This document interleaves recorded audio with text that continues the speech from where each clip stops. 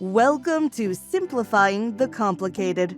In each episode, we'll get together with other professionals and have fun talking about trust and estate matters. You can find this show on all the major platforms, including YouTube, LinkedIn, Facebook, Apple Podcasts, Spotify, and on our website, lawgbs.com. Now here are the hosts of Simplifying the Complicated, Lori Bolander and Lauren Gallagher. Hello, welcome to Simplifying the Complicated. I'm Lori Bolander. I'm Lauren Gallagher. And we're going to talk today about estate sales. I almost said estate plans, which we do also talk about a lot, but estate sales. And we have Lane Coursen with us today from Momento Estates.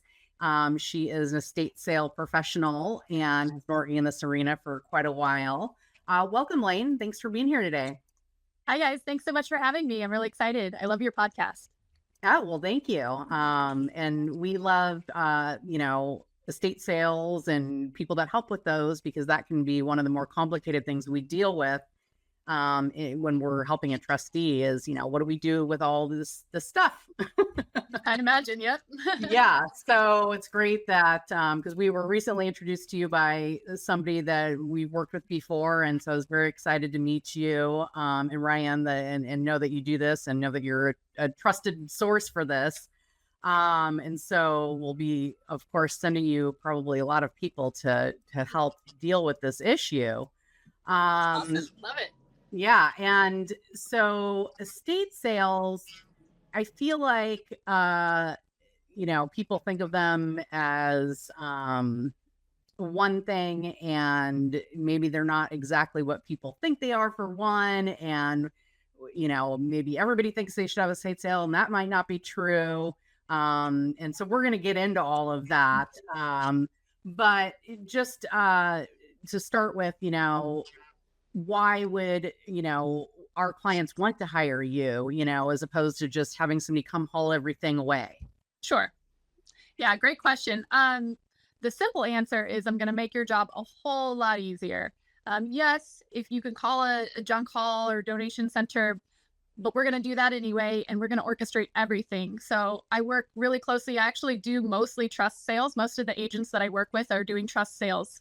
So they love me because they hand me a key, and whatever time frame we've discussed ahead of time can be 3 days, which is what I'm doing right now. It can be 3 months, which is what I'm doing next month. So however long that time frame takes, they hand me a key, and at the end of that time frame, I hand you back the key, an empty house, and a wad of cash or a check. Yeah.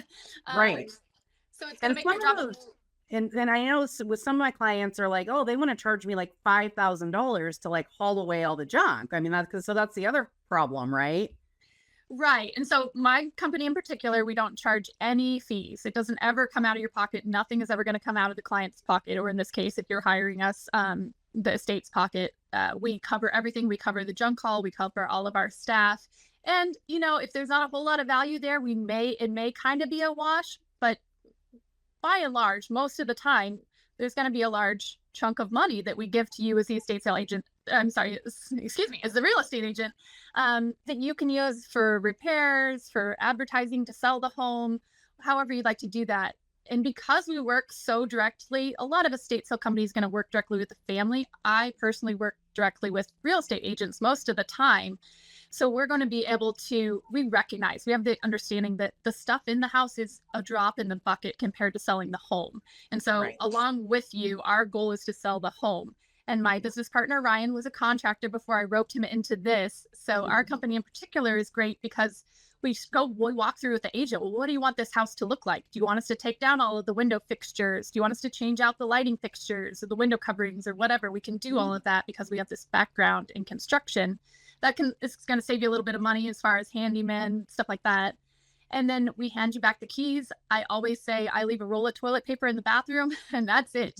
The house is empty. Unless you tell me otherwise, it takes all of that off your plate, and it's ready and it's broom swept, and then you can bring in your stagers and get going. Yeah, so that's one awesome. Typical. So traditionally, what I've experienced with estate sale companies is they really want kind of the old school antique expensive, high value jewelry, china, all those things. How do you feel about those? So a lot of those companies won't take cases where the home does need clean out. There might be some things to sell. There might be some value there, but it doesn't rise to that level. So how is your company? And I think that's kind of one of the things that sets us apart. We are, this probably doesn't have a lot to do with it. We're younger, so we have a bit more energy than a lot of the people in my industry. And I'm actually interested more in helping people than I am in the bottom line. I actually don't enjoy doing those super high-end sales, to be honest with you, Laura. I've done $10 million homes. I've done several celebrities' homes. And then I've done garage sales for elderly couples that just don't have the energy to pull everything into their garage, and they made, $200. So I've done it all. My sweet spot where I like to be is people like you and me, middle class, everyday, average people who are dealt with this or are handed this thing, a home full of items, usually of a loved one, and they're just so overwhelmed, so emotional, and they just don't know what to do. So while I can and have done those high end that you're talking about, it's not really what I prefer. And let me see if this is true. Yeah, I don't think I've ever turned anybody down for not having enough. Like I say, I did that $200 garage sale for that couple once. So people a lot are a little embarrassed or ashamed. They think if they don't have the kind of value, they're too embarrassed to even call me. Please don't be. It'll add up. That's great to know, because like Lauren was saying, like, that's kind of some of the experience we've had with some of the estate sale companies. And then I've also had ones that sometimes are using the estate sale as a way to get to be the listing agent. Mm-hmm. And I'm like, what is going on here? Like that, that's even weirder. I won't say any names, but yes. Yeah. However, I do not have my real estate license. I do not want it. I do not want to sell the house. This is what I love doing. That's all you. Yeah. And are there ever sales where, it doesn't really pan out? There's not really enough value. Do you ever, I know you said you've never turned anybody down, but is there ever ones that are kind of like, they're not really going to generate a whole lot? I mean, sure. And the best way to do that, so we offer a free consultation. We just come over to the home. It's very low key. I'm not a salesman. I'm not going to try to pitch you on using our services, but I just come into the home and have a look at what's there and let you know. And I'll tell you if I think you should call AMVETS or something as just a donation.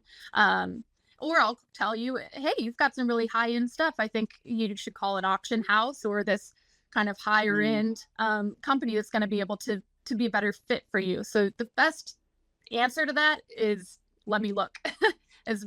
Call me over to the house, let me do a walkthrough, and I'll always give you the best direction. If it's not me, I'll tell you.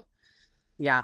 And then you probably have referrals for people for the auction house or a buyout person. I presume you probably have a few of those, because I've got quite a Rolodex, a digital Rolodex. Yes. Yeah, no, I bet. Because my experience with kind of buyout people, I've had some over the years, and it's like, they're all gung ho about it for a year or two, and then they're like, I don't want any more. Yeah, like I don't need any more stuff. Because it's, they take everything and then have to go through it. So yeah, exactly. I'm sure you may have experienced that, but it's good to know, like, you've got those people that you can hand on to the client so that that can all be handled. Because I know, especially, we have a lot of clients that are trustees that live out of state, and they're like, what do I do with this house? Mm-hmm. How do I go through it? And all of that. Are you ever involved at the level of like, the kids are or whoever the beneficiaries are going to come and take a few things, and then we want you to deal with everything else? Did you ever get involved in that level of it? Oh, sure. Yeah. I work directly with it's most of the time it's the children or the beneficiaries, whoever they are. I work directly with them all the time, and we have conversations about what they want that to look like. I want to know a lot about, maybe we shouldn't this is maybe a different subject, but I want to know a lot about the client, their parent. I want to give special attention to that. I'm sorry. Can you repeat the question? Yeah, no, I was just asking if, like, because a lot of times the beneficiaries will come in and kind of take what they want, and then it's like up to the estate sale people to get rid of everything else. And I was just wondering if you are ever involved at that earlier level where like the Yes, kids are okay. coming in and out and all that kind of stuff. Yeah, maybe they want the photo albums and, some sentimental things, but the rest, like, they don't want mom and dad's old couch because they live across the country. So Exactly. in those situations, well, in any situation, are you doing kind of a combination of disposal, donation, and sale? Yes, that's correct. So they can give us the house that we're doing right now, they give us a list of things that they're looking for, but the house is so packed that they can't get to them. And that's fine. We've got this list on the refrigerator. So when we come across these things, we know to set those aside for the family. We did a sale last weekend that the fiduciaries hired us for. This is what I was going to go back to as an example. And they, for sure, this is a clear out. This is trash. They were overwhelmed. It was a very sad and very, very dirty situation. And they were just too embarrassed. And we're just going to call junk haulers. But they happened to know me. They said, come by and look. So we went by and looked, and I said, we can get this cleaned up for you, and we can get this sold. We did the whole house, a hoarder, junk level, roaches, rats, the whole 9 yards in 3 days, and we're able to cut them a $3,000 check. It wasn't a lot of money, but they were going to pay at least $2 or $3 grand to get junk haulers. So now I've done it in 3 days. I've done it in probably a shorter amount of time. I've actually cleaned beyond what a junk hauler would clean, and I'm handing you money instead of you handing somebody else money. So always call, always. It's Absolutely. It adds up. Yeah, that's wonderful. wonderful. I know. And it's hard, I think, especially in those situations for probably people other than you to look at this and say, oh, there is some value here, when it's so overwhelming, because it's just like, oh my God, just get rid of all of it. Yeah. So that's just like great. Do you ever have to help this family determine like what is valuable and what is not, as far as like things that the family wants to keep? I have experienced situations where the family thinks that this item is worth thousands and thousands of dollars. And it was actually an estate sale person. It was a very contentious family situation. There was this marionette puppet, and she was there. She told the family they weren't supposed to be there. They came there. They were fighting over this marionette puppet. And she's like, it's not even worth anything. I'm just wondering, like, are you ever kind of the arbiter of like, yes, this is worth something, or it's not worth something? Unfortunately, it's one of my least favorite parts about my job is informing people that the things that they've saved for generations and generations that are going to be these big heirlooms to the family are worthless. I mean, I hate it, but yes, that's a big part of my job, is setting realistic expectations. Because in today's market and with the kind of items that a lot of these people from these generations have, there's just not the demand. There's just not the market for them anymore. So that is, yes, I do have to do that a lot, and I hate it. But then sometimes it'll be, but I'll say, well, this, you've saved this set of china for 50 years and you think it's going to be, and it's not. But this box in the attic that you put away in 1968 with all the cool mid-century stuff in it, that's where your value's at. So I'm usually able to say, even if it's not the value they think it is, I'm going to be able to find something of value in that home. That's great. It is. And so you mentioned like you did the garage sale for the older couple. So is that something that happens frequently? Because obviously when people are like downsizing and moving out, that we have a lot of clients that do that as well. Although in Point Loomis, a lot of the houses are already small. Yeah. But if that's something where you step in while people are still alive to help them kind of go through all their things. I mean, I know you're not like an organizer, but helping them kind of get rid of things. Yes. I hate to advertise it because it's not what I love to do, but yes, we do have a move management side of the company, and we can help people organize and move items as well. Yes. Some of that gets contracted out with our move management side. Got it. And so when you have this sale, what if like things don't sell? Then what do you do with them? Well, this is my favorite question. Is I'm a really bad guest at dinner parties, because if you ask me this question, I will not stop talking. So set a timer. it's a big part of why I started this company. I worked for several years for other companies up in Santa Barbara, so I'm not throwing anybody down here under the bus, but I worked for several companies in Santa Barbara, and their MO, they would pull up a dumpster in the front of the house, and anything that wasn't going to make a buck just went into the dumpster. And it was just breaking my heart to see all these really usable items just get thrown away because they weren't valuable. And I thought, you know what? I can do this better. So, I love to claim that I have never called a dumpster once in my career ever. Wow. Because we've got sources for everything. And I spend a lot of time and effort. A lot of my free time goes into this as my passion project, making sure that these things get to go somewhere, especially in this country. And especially when someone has passed away in these larger houses, there's a whole bunch of stuff. We have a lot of excess in this country. And then there's a need for a lot of those same kind of items 30 minutes south of us. There is absolutely no reason we should be putting these things into a landfill. So we found outlets for everything. If it's things like blankets and pillows, they go to a local dog shelter that we work with. If it's clothing, we work really closely with the Women's Cancer Center down in TJ that we donate the clothing to. Lately, the Girl Scouts have been collecting soft lines. They're going to do a big drive here in the spring, some sort of sale that the Girl Scouts are doing. Beds go to an orphanage that we work with in Tijuana. Household items go to San Diego City College program that provides things like microwaves and lamps and stuff for underprivileged college kids that are coming in. So the list goes on. I mean, it's 50 things long. That's amazing. I think I have some things in my garage in some of these places. And most of these companies are going to call a dumpster or call junk haulers, or they're going to load up their truck and take it over to the Salvation Army and dump it in the bins, right? It was really important to me that these things, because I also worked in thrift before this, and I know a lot of what happens to the things that go through the thrift system. So it was really important. Even let you donate them, because I know since COVID that some of them won't take certain types of items, like like our local Goodwill wasn't taking couches for a period of time because they had so many couches or whatever the case may be. But yeah, it's like, will they even take it? And then, what actually happens to it after that, right? Exactly. I'd rather it goes directly into the hands of people that I know personally that need, I mean, maybe I don't know them personally, but organizations that I work with that I know these items are all going to get used. None of it's going to end up in the trash. And a lot of thrift does end up in the trash. Yeah. And I think clients like that too, because, from if it's mom or dad's house, like, the spatula might not be worth anything, but it just is, seems wrong to just be throwing these things away and throwing these people's lives into the dumpsters, Exactly. So there's people that can use this item. That's, I think that would give people a lot of, solace on, what having to clean the house out, Exactly. Yeah. I think people are very conflicted with that. Like, I have a job. I don't even live here. I got to get this cleaned out. I got to get it listed for sale.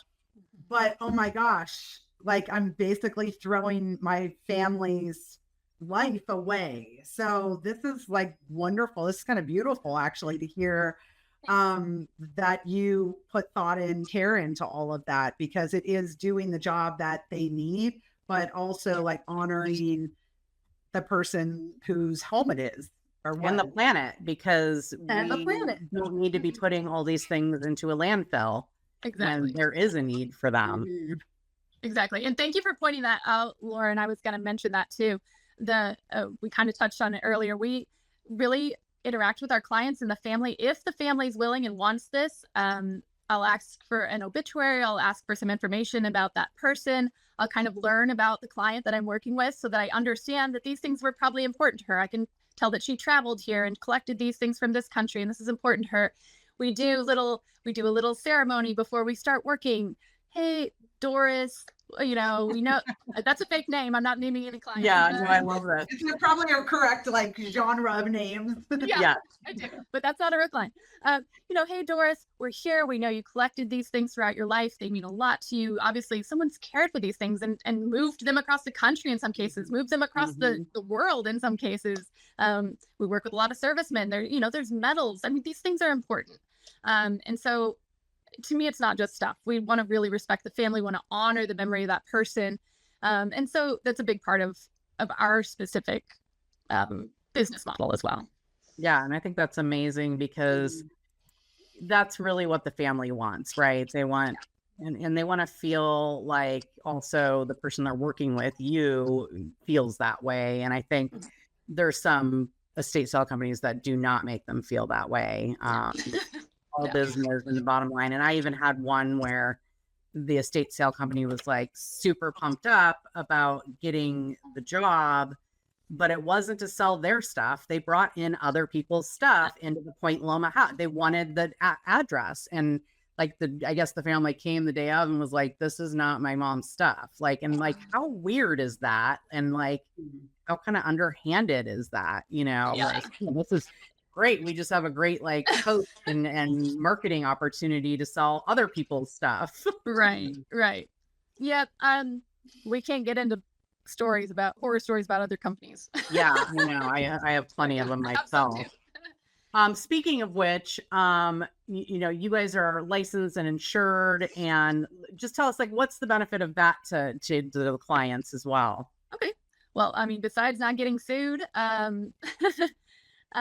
it's important that you're using a reputable company, because we're insured, and if we're going to have a sale on your property, there's going to be hundreds of people coming through your home. And we don't know who they are. You need to have not just insurance, but the right kind of insurance that's going to cover these temporary events that's being held in your home. You can't just throw up a sign in the yard and invite 300 strangers over and expect to be protected. That's just not smart. So it's no matter who you use, please verify they're bonded, licensed, insured. That's very important. Your lawyer endorses that statement. I'm always telling people, they're like, well, it's not a big deal if I just drive the car around. I'm like, okay, except that if you get an accident, you're going to get sued, and that's the whole trust. Exactly. When it comes to selling here, and especially with strangers coming on your property, I mean, you never know who's coming in there. Exactly. Do you sell cars? You started to say something about that. Sure. I was just saying the same thing. I won't let people test drive the car. I'm sorry. I mean, do you actually sell them though too? Yeah. Oh, wow. Cars, boats, RVs, not houses, but that's amazing. That is amazing. Do you help them, like, not help them, but do you take care of paperwork and things like that? Oh yeah. We do all the DMV, all of that stuff. Yeah. Oh, that's amazing. Wow. Because people always ask us, and to be honest, like, I know generally what they're supposed to do, but I've never actually been involved intimately with the process. So, I'm like, just download these forms and go to the DMV. That's all I know. No, I haven't. I have a special insurance that allows me to drive anybody's car and be covered. Like, we're covered to do all of that. No, yes. That's awesome. And side note, we do take lower percentages. If it's something like a car, an RV, or boat, we're not going to take a regular percentage that I would take on a coffee mug. So, right. Makes sense. And then the other side to that would maybe be real estate agents don't realize that I'm oftentimes the first impression. I'm the first person who sees the house, because often, I would say a fair amount of the time, the house ends up selling to someone who's come through the estate sale. They just come to the estate sale, they left the neighborhood, or they're coming to look at the house. And so I always work really closely with the agent. I want to make sure I have their cards and whatever info, what they want me to tell. But our company is oftentimes your first impression. So when you're choosing a company, be sure that you choose somebody that you want to kind of hitch your wagon to, because they're going to be a part of selling that house. Yeah, I mean, you're basically doing open houses for them, essentially. I know. Yeah, absolutely. Well, I'm sure you have all kinds of stories about different things that you have found in people's houses, but what are kind of the cool or fun stories that you have around that? All right. This is a great topic as well. I love this. I'll keep it PG for the podcast because obviously I've got some fun stories, but it's interesting. You know what everybody has in their house? Teeth. Everybody's got teeth, because every mom kept all their baby's teeth, or the gold teeth or whatever. So I'm always like, where am I going to find the teeth in this house? Gosh, that's so funny. A tapeworm. I sold a tapeworm at our last sale. You sold it? Don't know why. It was in a test tube, and I sold it to a science teacher, but I don't know why it was in the house. Wow, that's interesting. The last house we did, we found an old cooler in the garage that had $6,000 in it, so that was nice. Yeah, you probably have found cash stashed a lot Oh of my gosh, places, I'm all the sure. time. Okay, great to note. Also, obviously, we gave that cash back to the family. Yes, Back to the family. right. That same home, we found the mom's wedding ring, diamond ring that they'd been looking for years. And the Wow. son was even living in the home and couldn't find it. And we found it after we pulled out all the drawers, and the dresser was in the back, fallen behind one of the drawers, and we're able to return that to them. And they've been looking for it, and we're so excited. So obviously your estate sale company is going to find cash, is going to find silver, jewelry, diamonds. They're going to find all of that. So make sure that you've hired somebody that you trust to return those items to you. Absolutely. Yeah. Because, if you sell it all to the junk hauler, they're just going to keep all that. Yep. Yeah, and those older generations love to hide cash, you know, They do. and everywhere. Yeah. Mhm.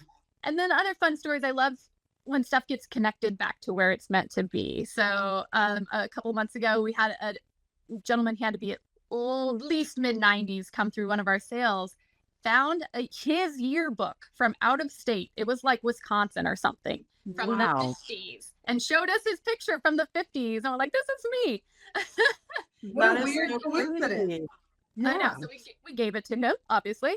The sale that I had 2 days ago, we had some native portraits that we had checked. So also, we have several people on staff that I can connect with about spiritual or religious, cultural significant items, that we want to make sure end up in the right place. So I called my native expert, and he cleared these items to sell. They weren't religious or spiritual anyway.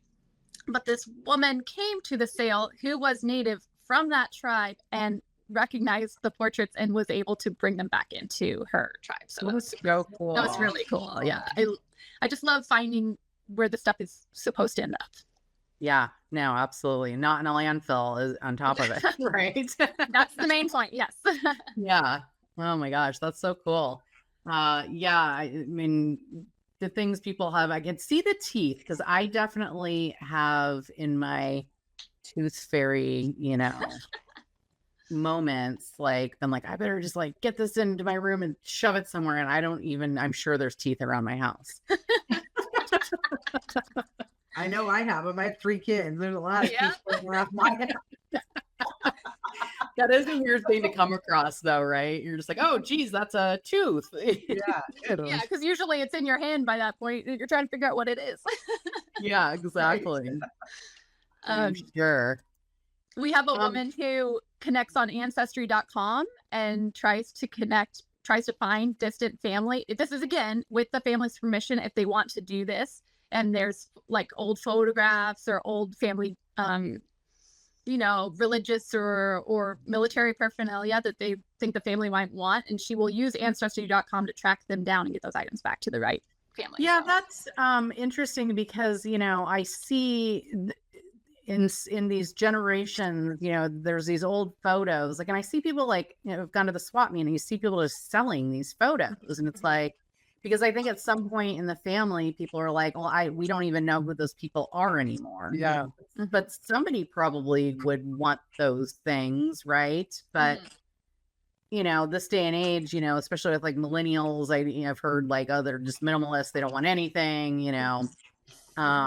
but there are people that are really into that, and somewhere in the family there probably is somebody that would want those things. So that's kind of cool that because I'd always hated seeing people like, oh, that's somebody's great grandfather, and it's his war photo or his wedding picture, or whatever it is. It's like, yeah, it's Purple Heart. What? like someday my photo is just gonna be sold at the swap meet. Nobody's gonna know who I am.